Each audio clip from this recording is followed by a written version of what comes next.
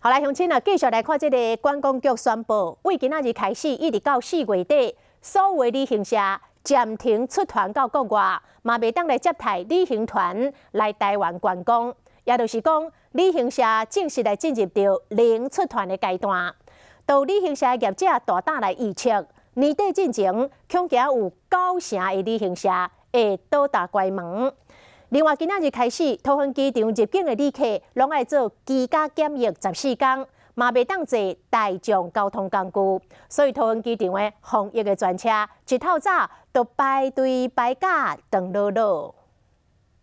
小弟，OK， 另外一只。排咧排有够长，为今仔日开始，所有为桃园机场入境的人，拢爱居家检疫14天。伫10点钟内入境的人客，就8881个人，比平常时增加10倍。I did, but I was lucky. Yeah.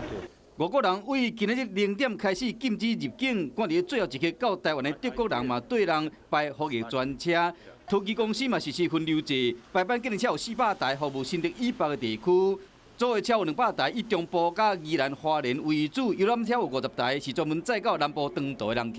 这样的一个防疫专车的运能啊，其实是严重的不足。取消航次的，那这部分的话，我们公司全额退款。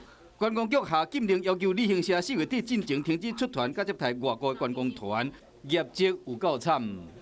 我们实际上从2月1开始有零收入了，我们1亿团就损失30万到50万，1毛也不还我们。